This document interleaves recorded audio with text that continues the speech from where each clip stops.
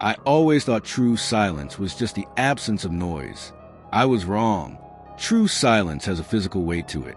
It presses against your eardrums. It settles deep in your chest. And if you're left alone in it for long enough, it stops being quiet. It starts to whisper. I took the job at the Blackwood Archival Facility because I needed to disappear for a while. Bad investments, worse debts, and a series of choices I'm not proud of had left me needing a steady paycheck in a place where nobody would come looking for me. A decommissioned Cold War-era bunker buried 400 feet beneath the Appalachian Mountains seemed like the perfect hideaway. The facility was originally built by the Department of Defense in the late 1960s. When the Cold War ended, the government sold it off to a private data management firm.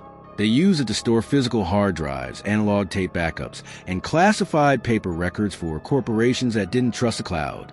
But even that business model eventually dried up. Now, the place is just a concrete tomb holding millions of boxes of obsolete information, waiting for the leases to expire. My job title was Night Shift Custodial Supervisor, which was a joke, because there was no day shift and there was nobody to supervise. I was the only living, breathing human being within a 20-mile radius. My responsibilities were simple. Monitor the environmental controls, make sure the ventilation systems didn't fail, walk the perimeter of the 3 upper levels twice a night, and ensure the deep storage elevators remained locked. The money was incredibly good, dangerously good, the kind of money that makes you wonder what the catch is. The guy who interviewed me in a sterile corporate office in Philadelphia told me the premium pay was for the psychological toll. The isolation, he said, broke a lot of people. They couldn't handle the sensory deprivation being trapped under millions of tons of solid granite with absolutely zero connection to the outside world. No cell service, no internet, just a copper-line telephone for emergencies and a closed-circuit television system that only pointed inward. I told him I loved my own company. I told him I wouldn't be a problem. My first week down there was actually peaceful. I settled into the rhythm of the bunker. I'd take the screeching, industrial freight elevator down from the surface at 6 in the evening, lock the heavy steel blast doors behind me, and step into my subterranean kingdom. The air down there always smelled the same.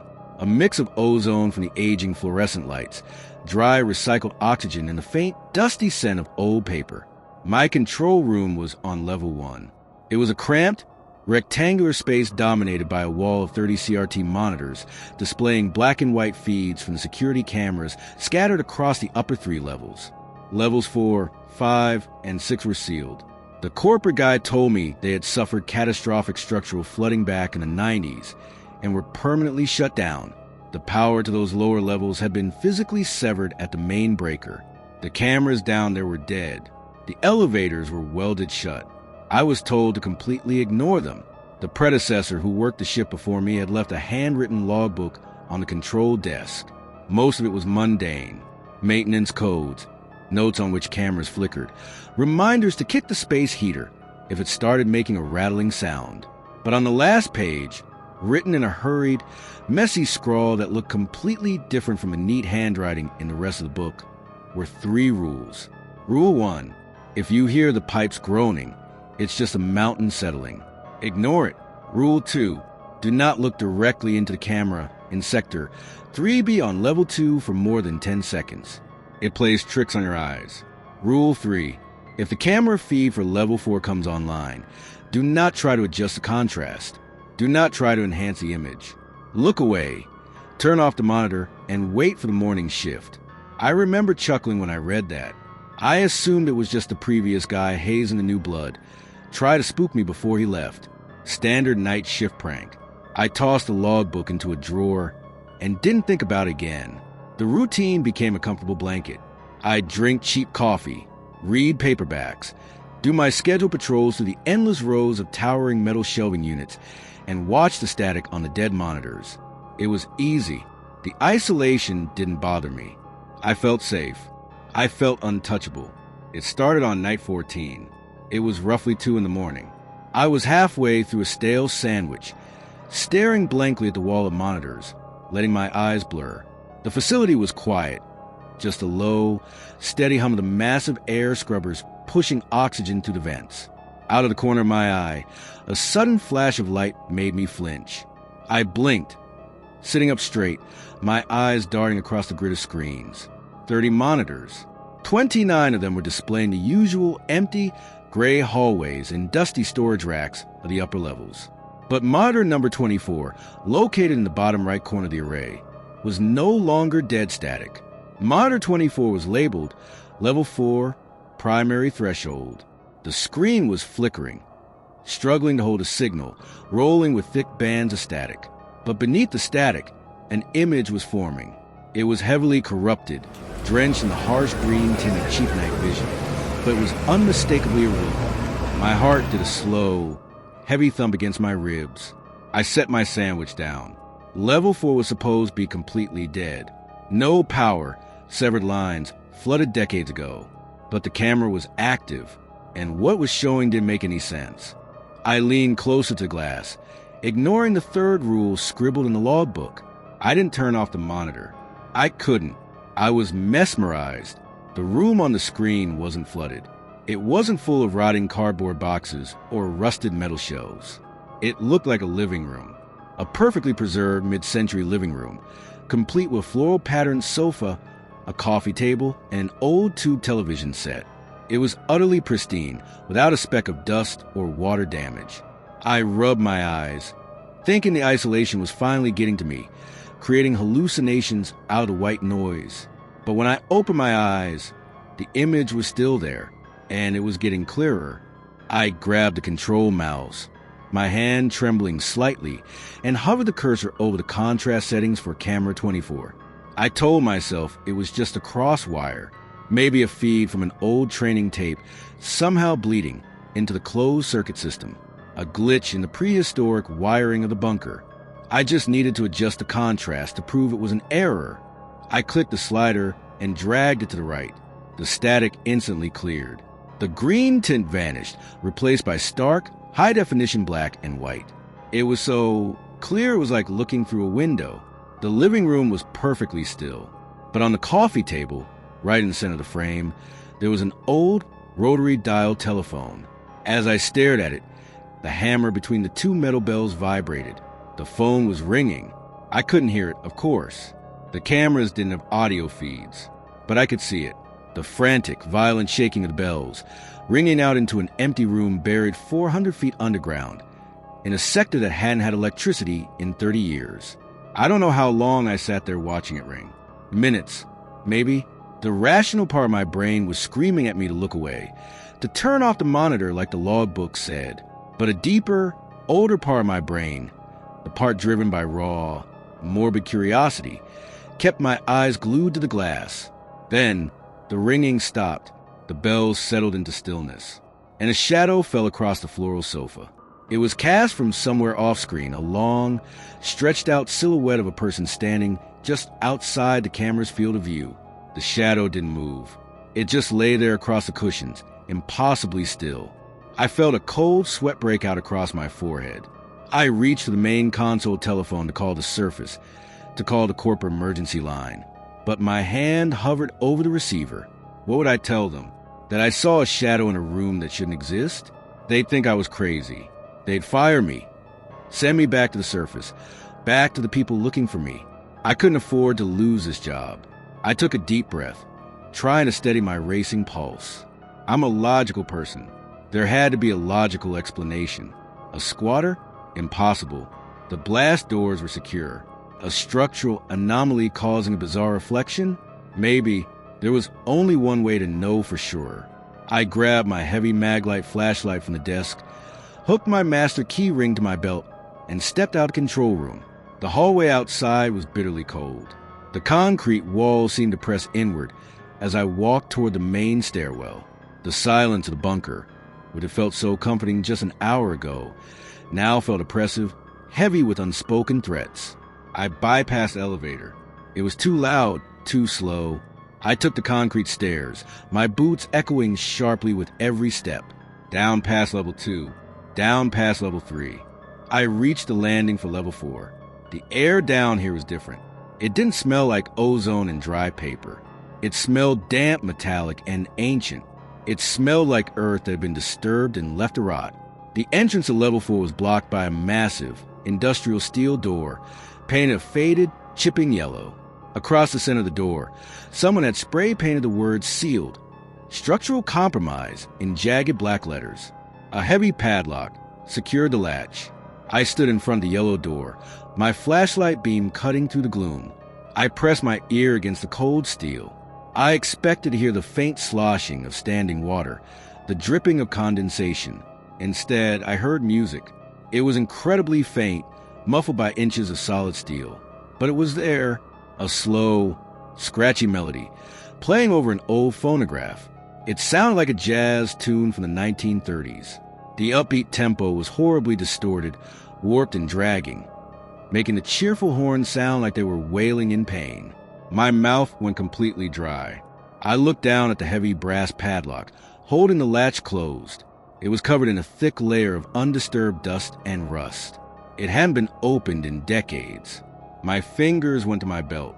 The master ring held over 50 keys. One of them, a heavy, strangely shaped brass key, was designated for the lower bulkheads. I had been explicitly told never to use it. I slid the key into the padlock. It resisted at first, the internal tumbler stiff with age, but with sharp twists of my wrist, it gave way with a loud mechanical clack. I removed the lock, letting it drop to the concrete floor. The sound echoed down the stairwell like a gunshot. I grabbed the heavy metal handle of the yellow door and pulled. The hinges screamed in protest, a terrible, grinding shriek of metal on metal. The door was incredibly heavy, requiring my entire body weight to drag it open just enough to slip through. A wave of air hit me. It wasn't the stagnant, dead air I expected. It was warm, uncomfortably warm, carrying a cloying scent of cheap vanilla perfume and old cigarette smoke. I stepped through the gap, shining my flashlight into the darkness of level 4. There was no water. The concrete floor was bone dry. Instead of endless rows of storage racks, the corridor stretched out before me, lined with heavy wooden doors. It looked like the hallway of an old, dilapidated hotel. The walls were covered in peeling, faded floral wallpaper. A threadbare carpet ran down the center of the floor, stained with dark, irregular patches. The scratchy jazz music was louder now, echoing from somewhere deep within a labyrinth of rooms. This shouldn't be here. None of this should be here. It was a physical impossibility, a hallucination rendered in concrete and wood. I walked slowly down the corridor, the carpet muffling my footsteps. The wooden doors on either side of me had small brass numbers screwed into the wood. 401, 402, 403. I reached room 408. The door was slightly ajar. A sliver of pale yellow light spilled out into the hallway. I gently pushed the door open with the heavy end of my flashlight. It was the room from the monitor, the floral sofa, the tube television, the coffee table. It was all physically here, existing in the real world. But seeing it in person was infinitely worse than seeing it through the grainy feed of a camera. The room felt lived in. There was a half-empty glass of amber liquid sitting on the coffee table next to the rotary phone. A cigarette was burning in an ashtray, a thin ribbon of blue smoke spiraling up toward the ceiling. Someone had just been here, seconds ago. I stepped into the room, my flashlight beam sweeping the corners. "Hello," I called out. My voice sounded weak, swallowed instantly by the strange acoustics of the room. There was no answer, just the crackle of the burning cigarette and the distant, distorted jazz music bleeding through the walls. I approached the coffee table and looked down at the rotary phone. The handset was resting off the hook, lying on the polished wood of the table. I leaned down and pressed my ear close to the earpiece. I expected dial tone. I expected dead silence. Instead, I heard breathing. Wet, heavy, ragged breathing. It wasn't the steady rhythm of a sleeping person. It was fast, erratic, like someone trying to suppress a panic attack. "Who's there?" I whispered into the mouthpiece.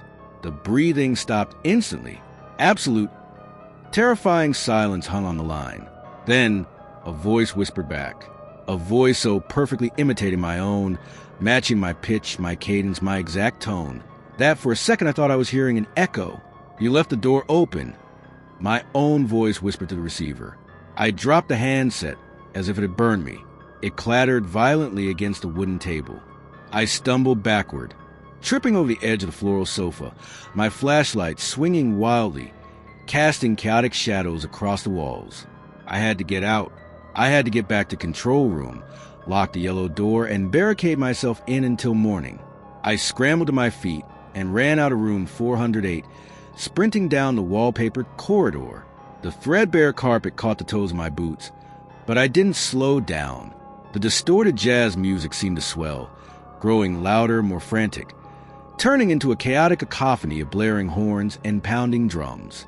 I reached the threshold, squeezed the gap in the yellow steel door, and threw my entire weight against it to close it.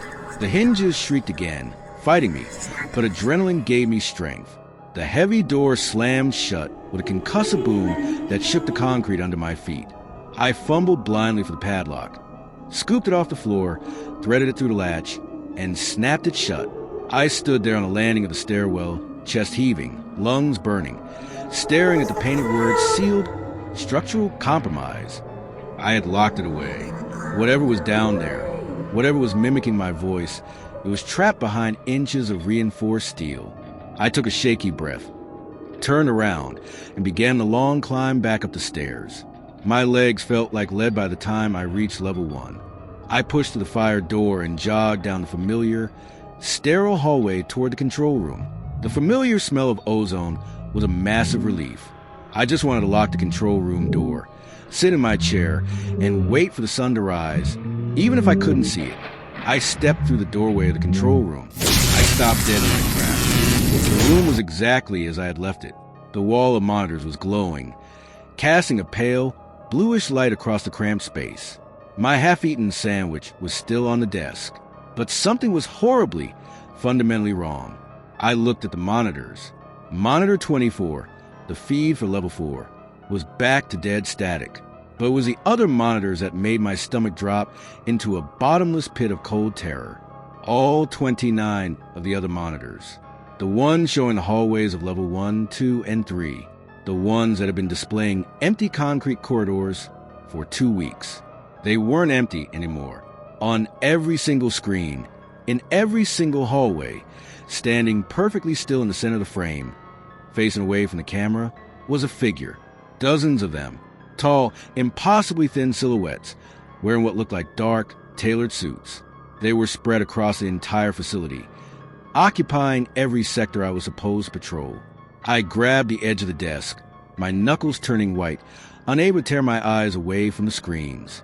None of them were moving. They were just standing there, statues in the dark, facing the walls. Then, on monitor number 6, which showed the hallway directly outside control room door, the figure slowly began to turn its head. It was turning to look at the camera, to look at me. Before I could see its face, a sound echoed from the corridor outside the control room. It was a wet, heavy, ragged breath, followed by the sound of a heavy brass, keys sliding into the lock of the control room door. The heavy brass lock on the control room door clicked. A sound so ordinary, yet in that moment, it was the loudest, most violent noise I had ever heard in my life. The heavy metal handle began to slowly, deliberately depress. I didn't think. Instinct, raw and panic, took over. I threw my entire body weight against the heavy steel door, my shoulders slamming into the cold metal just as the latch cleared the strike plate. The impact rattled my teeth, but the door slammed shut again. I reached blindly with trembling fingers, fumbling for the manual deadbolt. I twisted it hard, hearing the satisfying, heavy thunk of solid steel sliding into place. I collapsed against the door, my chest heaving, sweat stinging my eyes. From the other side of the thick steel, less than an inch from my spine, the heavy, ragged breathing resumed. It was closer now, intimate, like a sick man wheezing directly into my ear. Then a knock, just one polite, solitary tap of a knuckle against the steel. "It's just a shift change," my own voice said from the corridor. It was muffled, but the casual, bore inflection was perfectly mine. "Open up, man." I forgot my coffee. I squeezed my eyes shut and clamped my hands over my ears, but the voice seemed to vibrate through the concrete itself. I scrambled backward, away from the door, my boots slipping on the linoleum floor until my back hit the control desk. I looked up at the wall of monitors. Monitor number 6, the camera positioned directly outside my door, was showing a hallway in stark black and white. The tall, impossibly thin figure in the dark suit was standing right there, its face pressed almost entirely against the camera lens. It didn't have a face. Where eyes and nose and a mouth should have been, there was only a smooth, pale expanse of skin, pulled tight over a featureless skull. Yet, looking at that blank canvas of flesh, I felt an overwhelming sense of malice. I could feel it smiling at me. Suddenly, monitor number 6 popped with a sharp hiss of static and went completely black. Then monitor number 5 died. Then 4. Then 3. A cascading wave of darkness swept across the wall of screens. The closed circuit system was failing. Sector by sector, level by level, I watched in paralyzed horror as my only eyes into the bunker were blinded one by one, until the entire grid was nothing but dead, black glass reflecting my own terrified face. A heartbeat later, the heavy thrumming of the massive air scrubbers ground to a halt. The sudden absence of the industrial hum was deafening. Then, the main lights cut out. The control room was plunged into absolute, suffocating darkness for 3 agonizing seconds before the emergency battery backups kicked in. They bathed the room in a sickly, pale red glow. The emergency lighting was only designed to last a few hours. The main power hadn't tripped. It had been intentionally severed. I was trapped in a box. Whoever was out there had just cut my life. I couldn't stay in control. I had the master. A manual deadbolt would only rid off the circuit. I needed to reach the manual override panel for the industrial failure. Located on level 2, second powered by its own diesel generator. If I could reach it, I could force the elevator on the surface and ride on top of it. But to get there, I had to leave.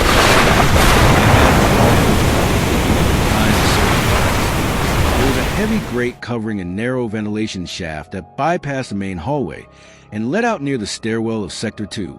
It was meant for maintenance cables, not people, but I didn't care. I grabbed my mag light, my multi-tool, and a heavy steel wrench from the desk drawer. I unscrewed the grate as quietly as I could, my hands slick with sweat. Every scrape of metal against metal made me flinch, waiting for the pounding start on the door behind me. But the door remained silent. The featureless thing was just waiting. I squeezed into the shaft. It was incredibly tight, smelling of dead mice, ancient dust, and hot copper wire. The red emergency lighting didn't penetrate here. I had to keep my flashlight off to avoid casting light through the grates into corridors below. I crawled in absolute pitch blackness, dragging myself forward by my elbows, my heart hammering against the aluminum walls of the duct. It felt like I crawled for hours. The air grew thinner, hotter. The silence was absolute, broken only by my own ragged breathing and the scraping of my uniform against the metal. Finally, my hand touched the grid metal of an outflow vent. I peered through the slits. The hallway below was bathed in the same bloody red emergency light. It was empty. I carefully unscrewed the vent, lowered myself silently to the concrete floor of level 1, and readied the heavy steel wrench in my right hand. I clicked my flashlight on. The beam cut to the red gloom, catching the floating dust motes dancing in the dead air. I was in a long corridor lined with towering chain link cages, each packed with thousands of cardboard boxes. I started moving toward the stairwell, walking on the balls of my feet. My shadow stretched long and distorted against the cages. I rounded a corner and stopped dead. At the far end of the aisle, standing perfectly still in the center of the concrete floor, was one of the figures. The flashlight beam hit it directly, but it didn't cast a shadow. It was tall, maybe 7 feet, wearing a tailored, charcoal gray suit that looked completely pristine, completely out of place in this dusty tomb. Its back was to me. I held my breath, gripping the wrench so hard my fingers went numb. I had to go down this aisle to reach the stairs. There was no alternate route. I took a slow, agonizing step forward. The figure didn't move. Another step. As I closed the distance, the smell hit me. It wasn't the smell of a rotting corpse or stagnant water. It smelled strongly of ozone and copper, like a blown electrical transformer, mixed with a mouthful of pennies. I was 20 feet away, 10 feet. As I crept past its back, I heard a sound coming from inside the charcoal suit. It was a faint, rhythmic ticking, like a large grandfather clock, steadily marking time. Tick, tick, tick. I didn't look at its face. I kept my eyes locked on the heavy fire door at the end of the aisle, leading to the stairwell. I passed it. The cold radiating off the suit made the hairs on my arms stand up. I reached the door, pushed the crash bar, and slipped into the stairwell, letting the door close gently behind me. I let out a shaky breath, leaning against the concrete wall. I was one level down, one more level to go. I descended the stairs to level 2. When I pushed open the door to level 2, my brain refused to process what my eyes were seeing. The concrete floor didn't start where the stairwell ended. Instead, spreading out into the corridor of level 2 was a threadbare, stained floral carpet from level 4. It wasn't just laid on top of concrete. It was seamlessly integrated, as if the building had grown it. The cinder block walls of the corridor were half covered in peeling, yellowed wallpaper. The heavy metal storage racks were still there, but intermingled between them were pieces of ancient wooden furniture. A rotting armchair, a shattered standing lamp, a rusted hotel luggage cart. By opening that yellow door on level 4, I hadn't just let something out. I had let the space itself out. The geography of the bunker was bleeding, the impossible hotel corridors infecting the sterile data storage facility like a virus. The cloying smell of vanilla perfume and old cigarette smoke was overpowering here, and underneath it, the scratchy, distorted jazz music was playing, echoing to the maze of metal shelves and impossible furniture. I had to navigate this nightmare to reach the manual override. To do that, I had to pass through Sector 3B. Rule 2 from the logbook flashed in my mind, burning bright and urgent. Do not look directly into the camera in Sector 3B on level 2 for more than 10 seconds. It plays tricks on your eyes. I stepped onto the floral carpet. It squished slightly under my boots, damp with something I didn't want to investigate. I moved through the aisles, my flashlight beam sweeping left and right. The architecture was completely corrupted. A row of filing cabinets would suddenly give way to a pristine 1950s porcelain bathtub filled with black sludge. A concrete pillar was wrapped in rotting velvet drapes. I entered Sector 3B. It was a massive, open cavern room, filled with rows of towering server racks that had been dead since the 90s. But the racks had been pushed aside, forming a wide, circular clearing in the center of the room. Mounted on the far wall, bathed in the red emergency light, was a security camera.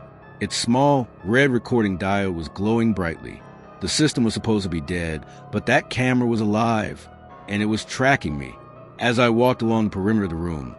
The mechanical motor of the camera whined softly, the lens pivoting to follow my movements. I kept my head down.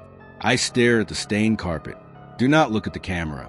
But as I reached the center of the room, I noticed something among the server racks. Dozens of old, bulky CRT monitors had been pulled from storage and placed precariously on the shelves, stacked on top of filing cabinets, sitting directly on the carpet. There must have been 50 of them scattered around the clearing. They were all turned on. They were all displaying the exact same feed. It was the live feed from the camera on the wall. Even looking down, the glow of the monitors caught my periphery. I saw my own hunched, terrified figure walking through the clearing. But as I passed a stack of monitors near my feet, I saw that the feed wasn't a mirror image. On the screen, my body was walking away, but my head was turned, twisted at a completely unnatural, broken angle, staring directly into camera lens with a wide, manic grin that stretched impossibly far across my face. My breath hitched. I squeezed my eyes shut, holding the flashlight tightly. It plays tricks on your eyes. Just keep walking. Don't look at the camera.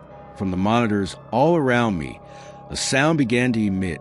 It wasn't static. It was a wet, heavy sobbing. It sounded like a man drowning in his own tears. It was my voice. I was sobbing on the screens, even though my real mouth was clamped shut in a tight, terrified line. Look at me, a voice whispered from the speakers of the 50 monitors. It was a corporate guy from Philadelphia. Look at the lens, you coward. Just look at it. I broke into a run. I kept my eyes fixed on the fire exit doors at the far end of the sector. The sobbing from the monitors turned into a piercing metallic shriek as I sprinted past them, my boots kicking up dust and the awful smell of vanilla. I hit the crash bar of the exit doors without slowing down, bursting into the next corridor and leaving Sector 3B behind. I leaned against the wall, gasping for air, my heart threatening to crack my ribs. I was close. The manual override panel was in the next sector. I shone my flashlight down the hall. Mounted on a concrete pillar, shining like a beacon in the red gloom, was a bright yellow emergency call box. The heavy, steel-braided copper line connecting it to the surface was completely independent of the bunker's main wiring. It was meant for catastrophic cave-ins. Unhackable, untraceable, pure analog connection to the outside world. I stumbled toward it, dropping my wrench to tear the metal door of the box open. I grabbed the heavy red handset and pressed it to my ear. I heard a click, a hiss of analog static, and then a dial tone. Pure, beautiful, uninterrupted dial tone. I slammed my finger against the 0 button to connect to the operator at the surface station. It rang once, twice, 3 times. With a sharp click, the line picked up. Blackwood Archival Surface Station. A voice said. It was crisp, professional, and slightly bored. It was the corporate guy who had interviewed me. Relief washed over me so powerfully my knees nearly buckled. Listen to me. I gasped, the words tumbling out of my mouth in a panicked rush. This is the night supervisor. You need to send a team down here immediately. The power has been severed. The facility is compromised. There are things down here. People in suits. Level 4 has breached the upper levels. You have to get me out. I stopped, panting, waiting for his response. Silence hung on the line. Hello? I yelled into the receiver. Did you hear me? Send the freight elevator down. I hear you, the corporate guy said. His voice was completely devoid of emotion. Then pull the manual override from the surface. I can't reach the panel. I'm sorry, he said. His tone didn't change, but the audio quality of the line suddenly shifted. The background static vanished, replaced by an absolute, suffocating void of sound. But you were hired for the isolation, the psychological toll. What are you talking about? Get me out of here. Adjusting contrast now, the voice said, but it wasn't the corporate guy anymore. As he spoke the words, the pitch and cadence of the voice warped, sliding seamlessly into my own voice. You left the door open, my voice whispered to the heavy red handset. You can't leave. The lease hasn't expired. I screamed and slammed the phone back onto the receiver, backing away from the yellow box as if it were radioactive. They weren't just in the bunker. They were in the copper wire. They were in everything. A sound from the far end of the corridor snapped my attention away from the phone. It was a ticking sound. Tick, tick, tick. I swung my flashlight beam down the hall. Emerging from the shadows, stepping out from behind the rows of filing cabinets, were the figures. Not just one. 4 of them. They were wearing the immaculate charcoal suits. Their featureless faces reflected the beam of my flashlight like polished marble. And they weren't standing still anymore. They were moving toward me. They didn't walk. Their long, spindly legs didn't bend at the knees. They glided over the concrete, their movements perfectly synchronized, impossibly smooth, like mannequins being dragged on invisible wires. The ticking sound grew louder, multiplying as they approached, a deafening cacophony of clockwork machinery echoing off the concrete walls. I turned and bolted. I sprinted down the corridor, navigating the chaotic maze of the infected architecture, dodging a rusted luggage cart, leaping over a rotting armchair. The override panel for the freight elevator was just ahead, housed in a heavy metal cage at the end of the hall. I could hear the ticking right behind me. The air grew freezing cold. I could smell the overpowering stench of ozone and copper pennies. I reached the cage, my hands frantic as I yanked the metal gate open. I threw myself inside and grabbed the heavy, red industrial lever of the manual override. I planted my boots on the wall for leverage and pulled with every ounce of strength I had left. The lever groaned, resisting me, then snapped downward with a heavy metallic clunk. Deep within the shaft, a massive diesel engine roared to life, shaking the floor beneath my feet. The thick steel cables in the shaft began to grind and squeal. I looked through the metal grating of the cage. The 4 figures had stopped just outside the gate. They stood perfectly still, their blank faces pointed directly at me. The ticking had stopped. The digital floor indicator above the heavy steel doors of the elevator shaft flickered to life. The number 1 illuminated in bright red. The car was at the top. It was coming to me. I just needed to wait for it to reach level 2, pry the doors open, and hit the emergency ascent button. I watched the numbers. The 1 blinked out. The 2 lit up. A loud chime echoed through the corridor. The heavy steel doors of the freight elevator shuddered and began to slowly grind open. I scrambled out of the cage, ready to throw myself into the elevator car. But as the doors parted, the red emergency light illuminated the interior of the car. It wasn't empty. Standing shoulder to shoulder inside the massive metal cage were dozens of the tall, featureless figures in charcoal suits. They were packed in so tightly, there was no room to breathe. They all stood perfectly still, facing the doors. The digital indicator above the elevator chimed again. The red number 2 blinked out, and the number 3 lit up. The elevator wasn't going up, it was going down.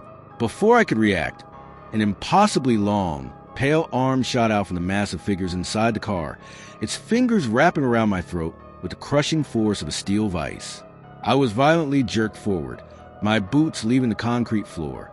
The wrench and the flashlight clattered from my hands as I was dragged headfirst into the freezing, ticking darkness of the descending cage. The hand around my throat didn't feel like flesh and bone. It felt like industrial cable encased in freezing leather. It squeezed, cutting off my air instantly, dragging me backward into the crushing mass of bodies inside the elevator car. I thrashed, my heavy boots kicking uselessly against the shins of the figures in the charcoal suits, but it was like kicking solid concrete pillars. They didn't react. They didn't even shift their weight. The heavy steel doors ground shut, sealing us in the dark. The only illumination was the bloody red glow of the digital floor indicator above the doors. The number 3 blinked out. The descent didn't feel like a normal elevator ride.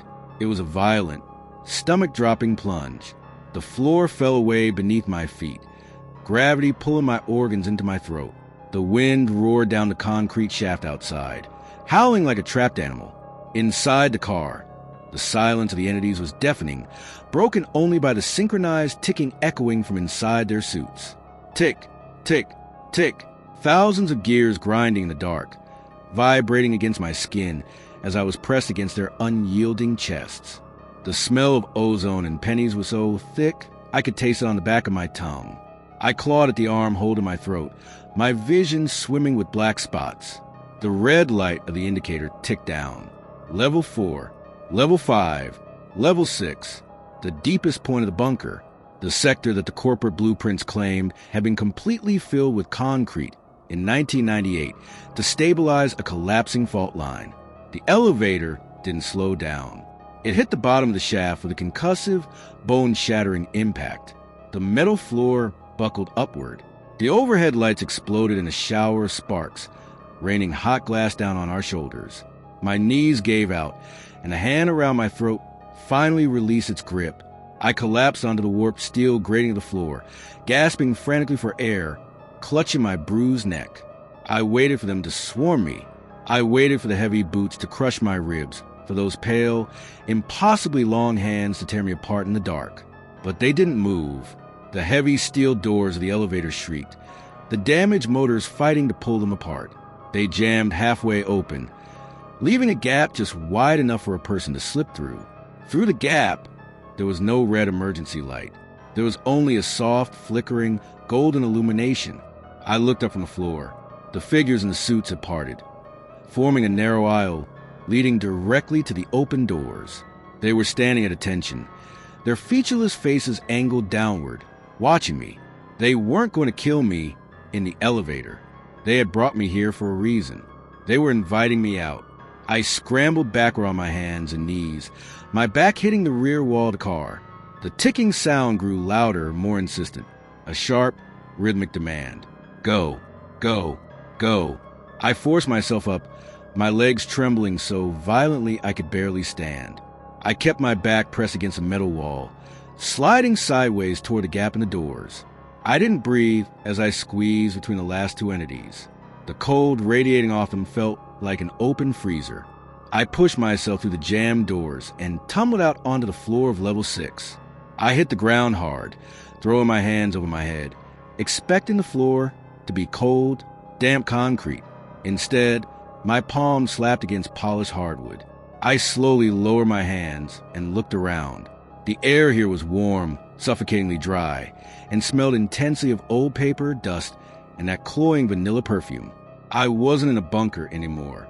I was in a grand, sprawling hotel lobby. But it was a lobby that had been crushed by the weight of a mountain. Massive concrete pillars from the DoD facility had violently intersected with the ornate 1920s architecture of the hotel. A beautiful, sweeping mahogany staircase spiraled upward, only to terminate abruptly in a ceiling of jagged, raw granite. A massive crystal chandelier hung from a rusted steel I-beam, its bulbs flickering with that warm, golden light.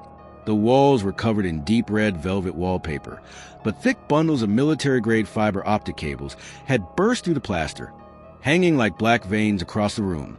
It was a nightmare of fused realities. The archival facility hadn't just been built on top of something anomalous. The bunker was actively being digested by it. I stood up, wiping the sweat from my eyes. The silence here was different. It wasn't the heavy, expectant silence of the upper levels. It was a busy silence, a low, constant murmur that hovered just at the edge of human hearing, like a crowded room where everyone is whispering secrets. Directly across the lobby, sitting behind a massive marble reception desk that was half swallowed by a concrete wall, was a person, not a featureless entity in a suit, a human being. I took a hesitant step forward. He was slumped in a high-backed leather chair, his head resting on the desk, facing away from me. He was wearing the same dark blue custodial uniform I was. "Hey!" I croaked, my voice destroyed from being strangled. "Hey, listen to me. We need to get out of here." The figure didn't move. I crossed the lobby, my boots clicking loudly on the polished hardwood, echoing up into the granite ceiling. I reached the reception desk. The marble was cold under my hands. "Buddy, you have to wake up," I said, reaching out to shake his shoulder. My hand grasped the fabric of his uniform. It was stiff, completely rigid. I pulled him back, turning his chair around to face me. I swallowed the scream that tried to tear its way out of my throat, stumbling backward until I hit a velvet-covered armchair. It was a man, or at least it used to be. He looked like he'd been dead for a decade, his skin completely desiccated, pulled tight over his skull like brown parchment. His eyes were gone, leaving empty, hollow sockets. But his chest was moving, a slow, agonizing rise and fall. He was breathing, his mouth, stretched into a permanent skeletal grip, began to open and close. Dry, cracking sounds emanated from his throat, followed by a faint mechanical whisper. "Don't adjust the contrast." The corpse whispered. The voice wasn't his. It was a perfect, flawless mimicry of my own voice. Reading rule number 3 from the logbook, I stared in absolute horror. This was the predecessor, the guy who wrote the rules. He hadn't quit. He hadn't transferred. He had been dragged down here. His jaw clicked again. The voice shifted, abandoning my pitch and adopting the crisp, bored tone of the corporate guy from Philadelphia. "They don't kill you," the corpse whispered, its jaw moving out of sync with the words. "They archive you." The horror of what this place actually was washed over me like ice water. The Blackwood Archival Facility wasn't built to store corporate data. It was built to feed this anomaly. The DoD, the corporate managers on the surface, they knew. They leased this place out to companies to store their dead data, and they hired desperate, isolated people to come down here to be consumed by the architecture, to be absorbed into the hotel's impossible memory banks. The entities in the suits weren't monsters. They were the filing clerks, and I was the latest file. The whispering in the lobby began to swell.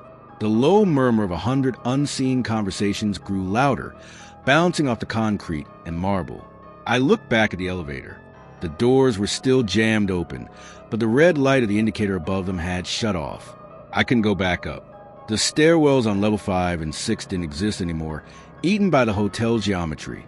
I turned back to the reception desk, behind the desiccated corpse of the previous night watchman. There was an ornate brass door set into the concrete wall. The words "Main Archive" were etched into the metal plaque above it. If this place was a machine, a living organism of memory and architecture, it had to have a core. It had to have a heart that was keeping the illusion alive, generating the power, warping the reality. I stepped around the desk, giving the breathing corpse a wide berth. I grabbed the heavy brass handle of the door. It was icy cold. I pushed it open. Beyond the door was a long, narrow corridor that stretched out to infinity. The floor, walls, and ceiling were entirely constructed of filing cabinets. Millions of gray metal drawers, stacked perfectly on top of one another, forming an endless geometric tunnel. The golden light flickered from exposed bulbs hanging by simple wires every 20 feet. As I stepped into the tunnel, the silence was broken by a terrifying sound, the slam of a metal drawer.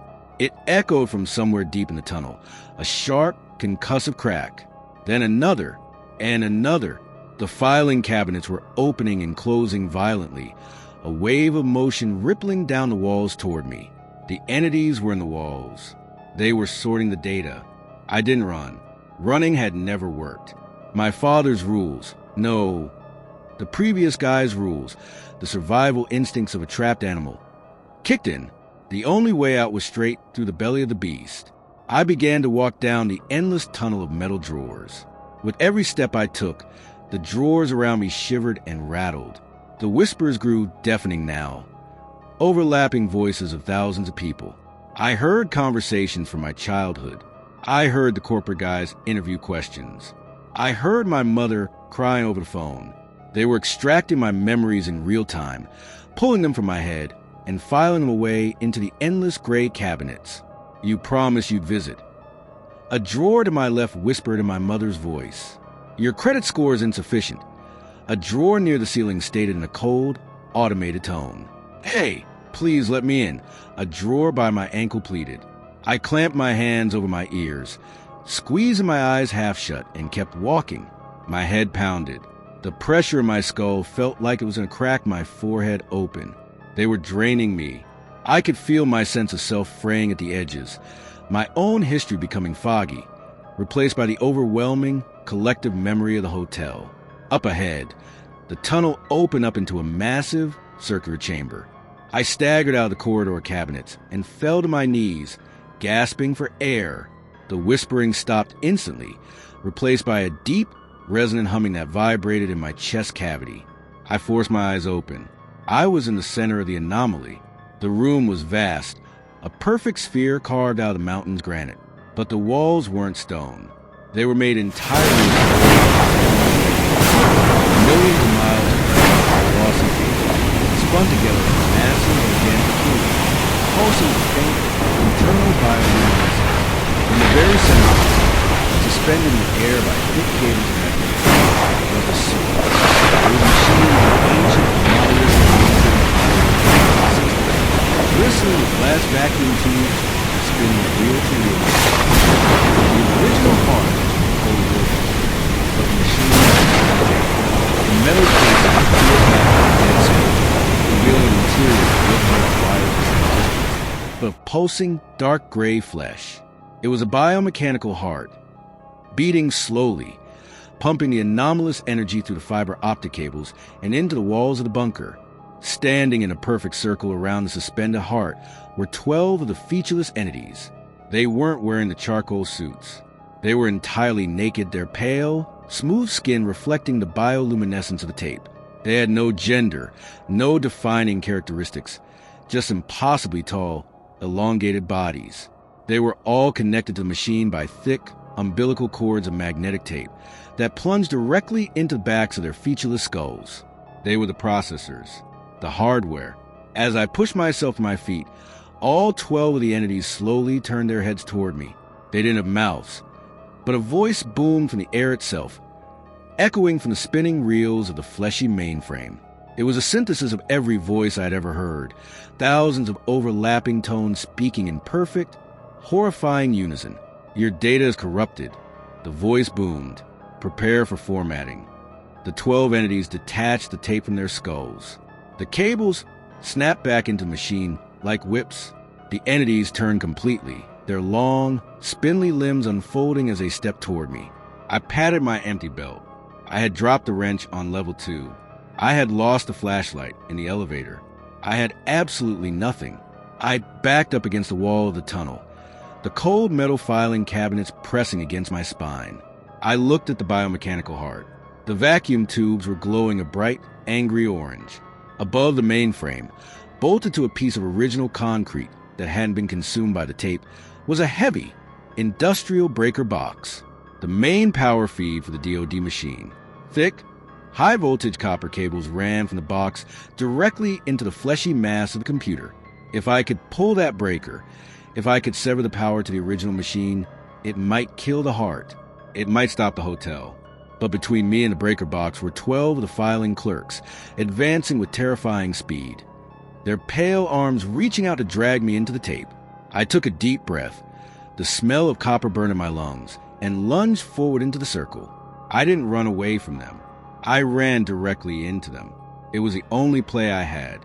The 12 pale, featureless entities had formed a perfect perimeter, anticipating that I would retreat toward the tunnel of filing cabinets. They didn't expect me to throw myself straight into the center of their circle, right toward the pulsing, fleshy mass of the biomechanical mainframe. I hit the gap between two of the entities. One of them lashed out, its elongated, impossibly cold hand grazing my shoulder. It felt like being touched by dry ice. A shock of freezing numbness shot down my arm, but my forward momentum tore me out of its grip. I crashed into the base of the central machine.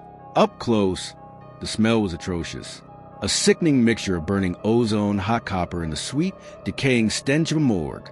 The metal casing of the 1960s computer had been peeled back, and the exposed interior was a mass of dark, throbbing tissue woven through with thick bundles of analog tape and glowing vacuum tubes. I grabbed a thick cluster of insulated cables jutting out from the flesh and hoisted myself up. The machine shuddered beneath me, a deep, organic vibration that rattled my teeth. Unauthorized access. The booming, synthesized voice of the room echoed, vibrating through the tape walls, initiating physical purge. I scrambled higher, my boots slipping on the slick, wet surface of the machine's exposed core. The vacuum tubes surrounding the breaker box were radiating waves of blistering heat.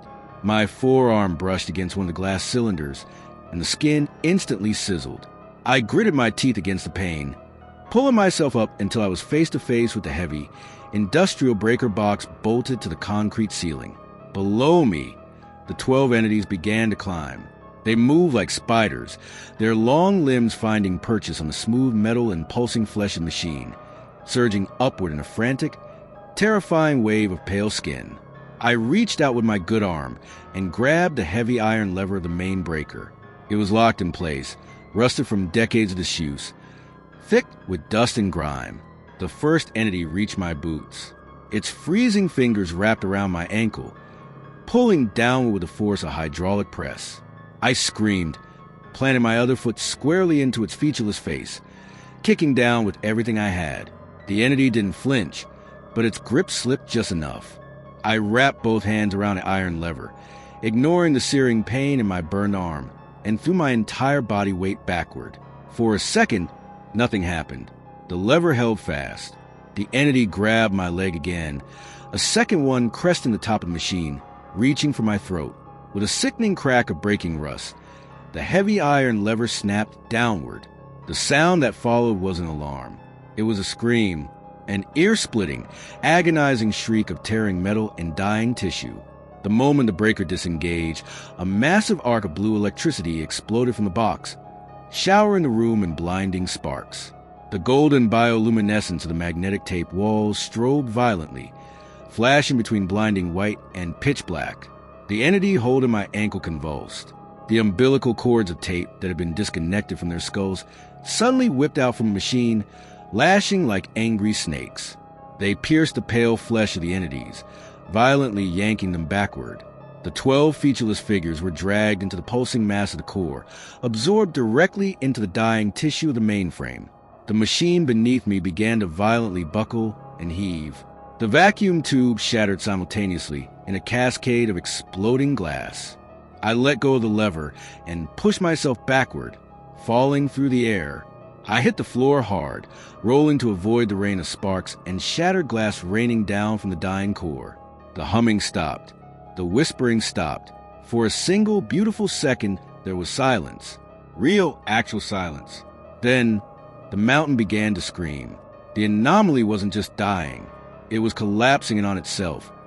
The impossible geography folding up like a crushed cardboard box. The massive spherical room of magnetic tape began to tear apart, strips of glossy brown ribbon whipping violently through the air as the walls imploded. System failure. A fragmented, distorted voice blared from the dying machine, pitching wildly up and down. Catastrophic memory loss. Engaging structural quarantine. I scrambled to my feet and ran for the tunnel. The floor beneath me was violently shaking, the concrete cracking and splitting, revealing a bottomless void of rolling television static underneath. I dove into the corridor of filing cabinets, just as the ceiling of the spherical room caved in, crushing the fleshy mainframe beneath thousands of tons of raw granite. The tunnel was a death trap. The drawers of the millions of filing cabinets were shooting out like pistons, firing randomly from the walls. I dodged, ducked, and scrambled as heavy metal drawers slammed into each other across the narrow space, crushing the air out of the corridor. Papers, files, and loose photographs exploded into the air like a blizzard of lost memories. A drawer shot out directly in front of me, clipping my shoulder and spinning me around. I fell hard against the metal cabinets.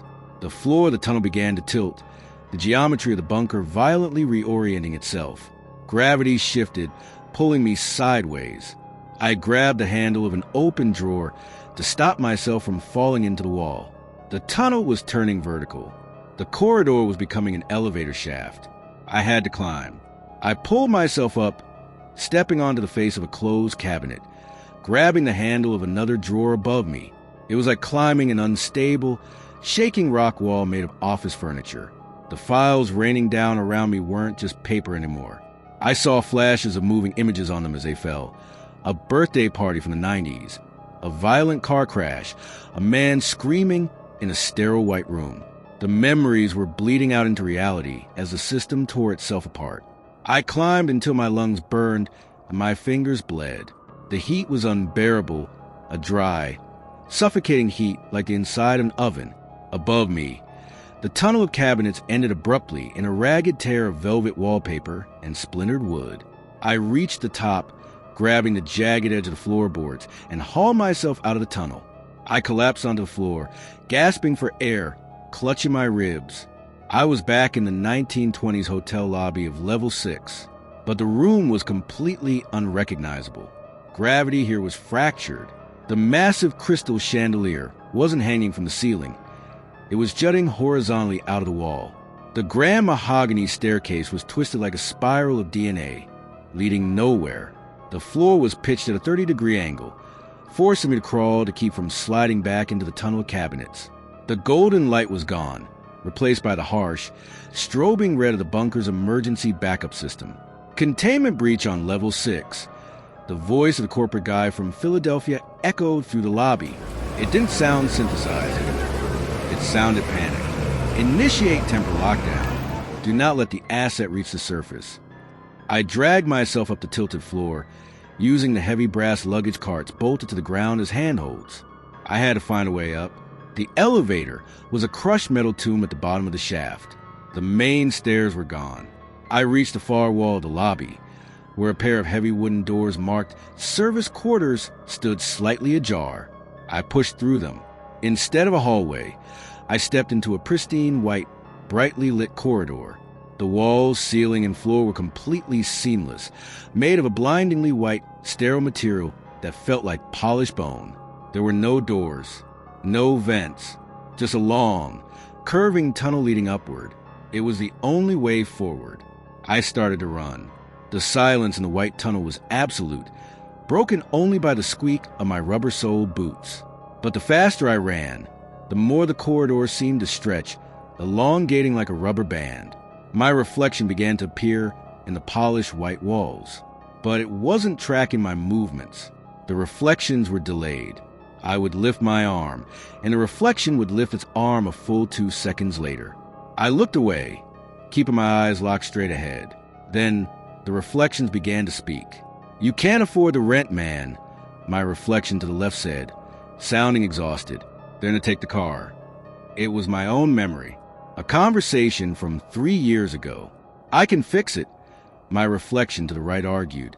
"I just need one more extension, one more week." "You're a liability," reflection in the ceiling whispered. The walls were weaponizing my own guilt, projecting my worst moments back at me to slow me down. The sterile white corridor began to narrow, the walls closing in, pressing the voices directly into my ears. I squeezed my eyes shut, holding my hands over my ears, and forced my legs to keep moving. "It's not real," I chanted through gritted teeth. "It's dead data. It's just a machine." The corridor suddenly opened up, violently dumping me out into a space, so cold my breath instantly plumed into thick white clouds.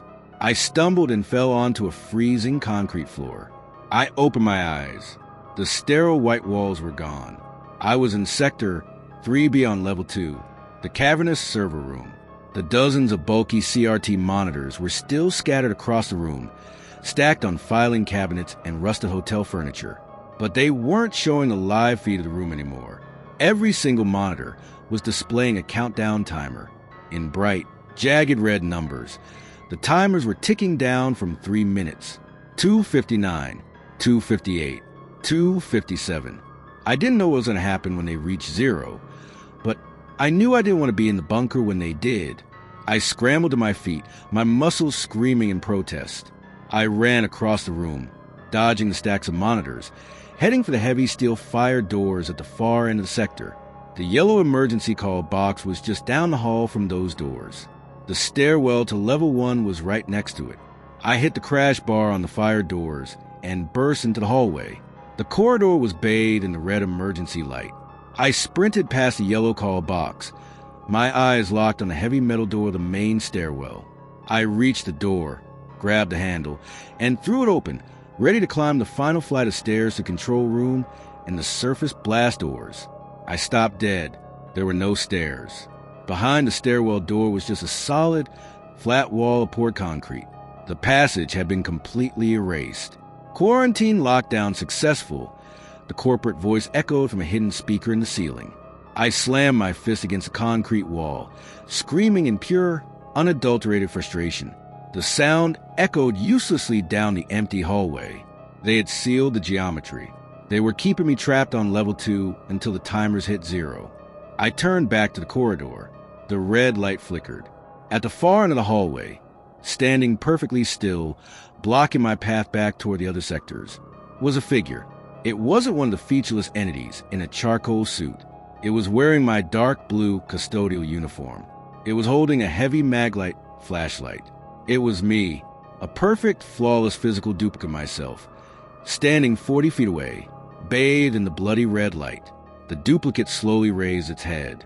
It had my face, my eyes, my bruised, strangled neck, but its expression was completely relaxed. A calm, terrifyingly serene smile spread across its face. It raised a maglite and clicked it on, shining the blinding white beam directly into my eyes. "You can't leave," my own voice echoed down the concrete hallway, smooth and conversational. "I just got here, and there's only room for one of us to punch the clock." The duplicate lowered the flashlight, reached to its belt, and drew the heavy steel wrench I had dropped hours ago. It tapped the wrench against its palm, the heavy metal ringing out in the enclosed space. "Let's see who's real," the duplicate whispered, and began to walk toward me. The wrench swung in a brutal, horizontal arc aimed directly at my temple. I threw myself sideways, hitting the concrete wall just as a heavy steel smashed into the cinder block where my head had been a fraction of a second before. A shower of gray dust and orange sparks exploded into red emergency light. The duplicate didn't grunt. It didn't breathe heavy. It just casually rebalanced its weight, turning its head to look at me with that same serene, placid smile. "You've always been slow," it whispered, my own voice echoing perfectly off the walls. "Always a step behind. That's why you're down here, isn't it? Hiding from the debts. hiding from the people you let down. I pushed myself off the wall, backing away down the corridor toward a yellow emergency call box. I had no weapon. My body was battered, burned, and exhausted, running on the absolute last fumes of adrenaline. The duplicate stepped forward, casually tapping the wrench against its thigh. "The architecture needs a new record," it said smoothly. "The old night supervisor is degrading. You saw him. He can barely hold the loop together anymore. You're fresh. You'll last a long time in the filing cabinets." It lunged again, bringing the wrench down in a vicious overhead strike. I dropped to my knees, diving forward, tackling the duplicate around its waist. We crashed onto the concrete floor, a tangle of limbs in dark blue uniforms. The moment my skin touched its skin, a shock of pure, freezing numbness radiated through my body. It didn't feel like a person. It felt like holding a block of dry ice shaped into a human form. It had no heartbeat. Its chest didn't expand. It didn't fight back like a human, either. It didn't try to wrestle. It just rigidly lifted its arm, bringing the wrench down toward my spine. I rolled violently to the right, hearing the steel crack against the floor. I scrambled up, scrambling backward until my shoulders hit the yellow emergency call box protruding from the pillar. 2 minutes.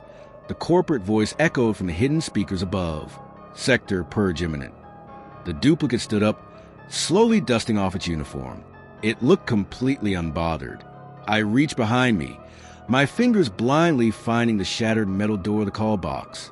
I grasped the heavy red handset hanging from its thick, steel-braided cord.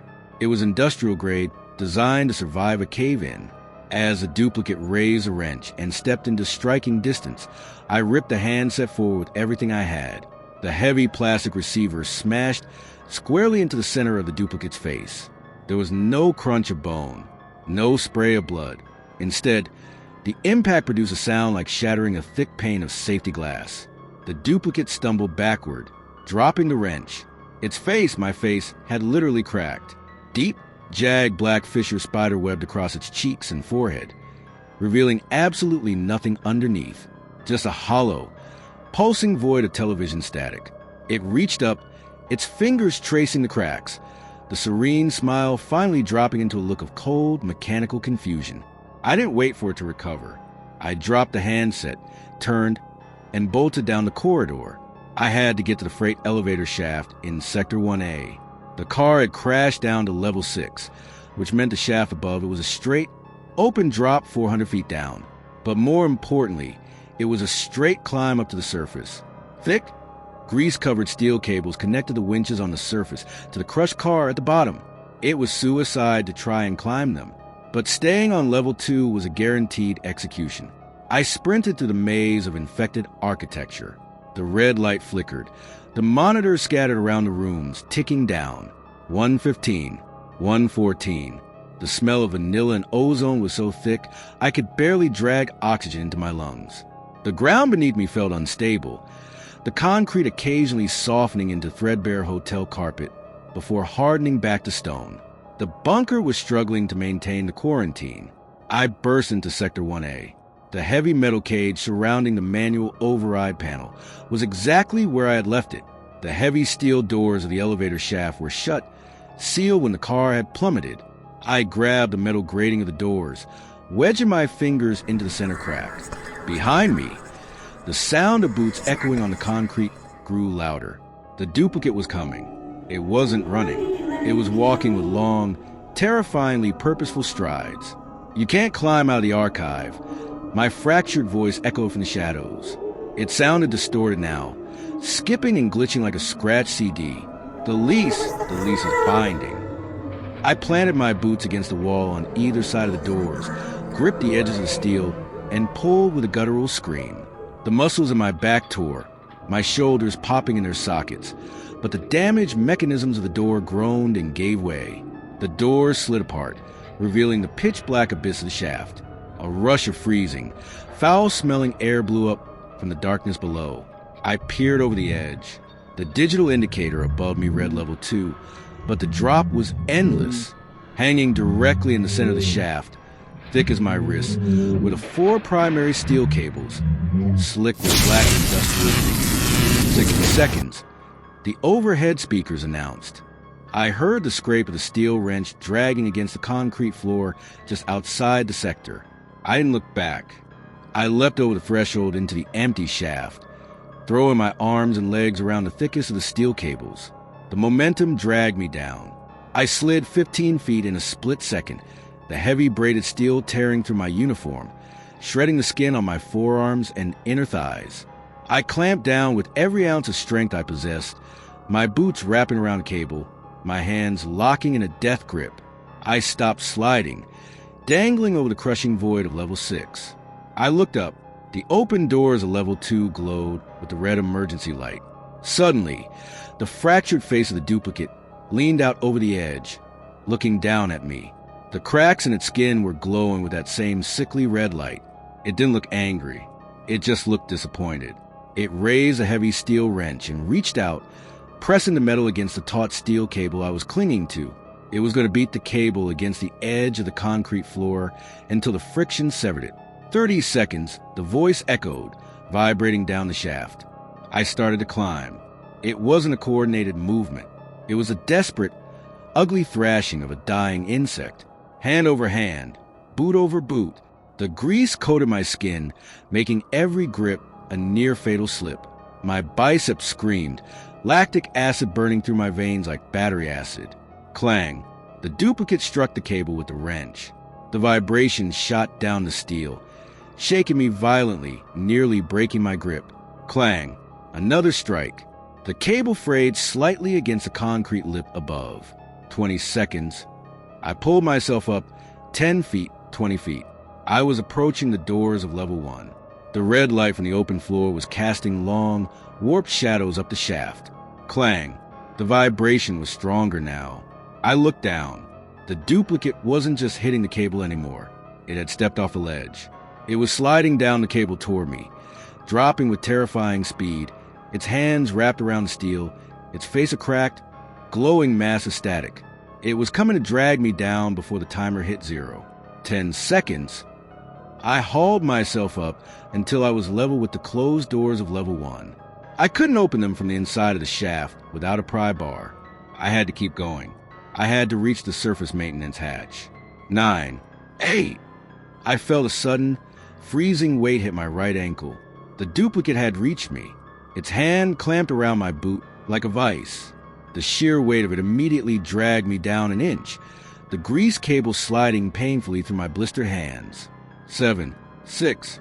Format complete, the duplicate whispered, its voice traveling up my leg, vibrating into my bones. I looked down. The static pouring out of its cracked face was expanding, swallowing its features. 5. 4. I didn't try to pry its hand off. I didn't try to pull myself up. I took my left boot completely off the cable and stomped a heavy rubber heel directly into the center of the duplicate's static-filled face. It didn't let go, but the impact shattered the rest of its hollow skull. The static erupted, a blinding flash of white noise that seared my retinas. 3, 2, with a final, desperate scream, I kicked again, twisting my leg violently. The duplicate's grip slipped. It fell away into the dark, tumbling silently down the shaft toward the crushed car hundreds of feet below. 1. Purge initiated. A sound erupted from the bottom of the bunker. It wasn't an explosion. It was a frequency. A sound so high and pure it didn't register in my ears, but in my teeth. It vibrated through the steel cable, through the concrete, through the very air itself. Below me, the red emergency lights of level 2 instantly snuffed out. A wave of absolute, terrifying nothingness began to rush up the shaft. It wasn't darkness. It was an erasure. The sound of the screaming metal, the smell of the vanilla, the ozone, the grease, it all vanished. The anomaly was collapsing its quarantine, scrubbing the sectors clean, resetting the physical space back to sterile, dead concrete. The wave of erasure hit my boots, a sensation of absolute cold that made my heart stutter. I threw myself upward, my hands slapping against cold, flat steel, the surface maintenance hatch. I shoved my shoulders down. Heavy, loud, metal groaned. I hauled myself up to the rope, just as the wave of erasure crested the top of the shaft. I collapsed onto the grated steel door of the central reception. Rolling away from the hatch, behind me, the door slammed shut, sealing the shaft instantly with a shock.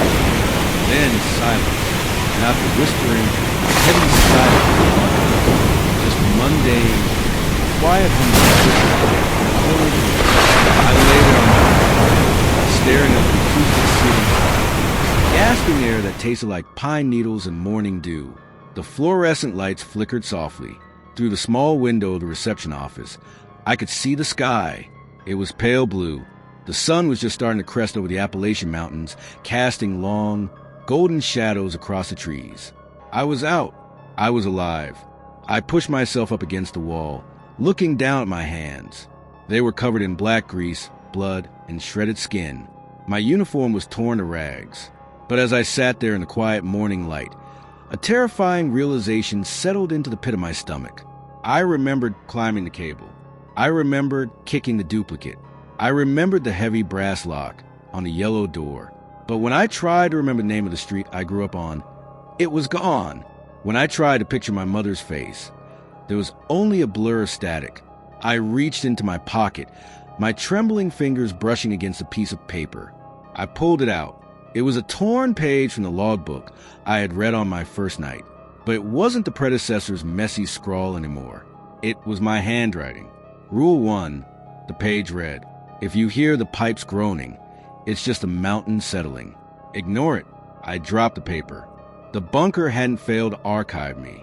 It just didn't need my physical body. It had taken what it wanted. It had filed away my history, my identity, and my memories, leaving me as an empty vessel, carrying its rules back up to the surface. I looked at the heavy steel blast doors leading back down into the earth. Deep below, miles beneath the rock, I knew the monitors were turning back on. The yellow door was waiting. The hotel was resetting its rooms. And somewhere in the dark, a featureless entity in a charcoal suit was closing a metal drawer with my name on it. I am never going back down there. But the terrifying truth is, part of me never left. The dark is full of things that want to hollow you out. Things that wear your face and steal your history until you're nothing but an echo of the person you used to be. If you survive this shift, if you want to brave the shadows and hear more of the things that go bump in the true silence, subscribe to Late Night Stories. Lock your doors. Don't adjust the contrast. And I'll see you in the next nightmare.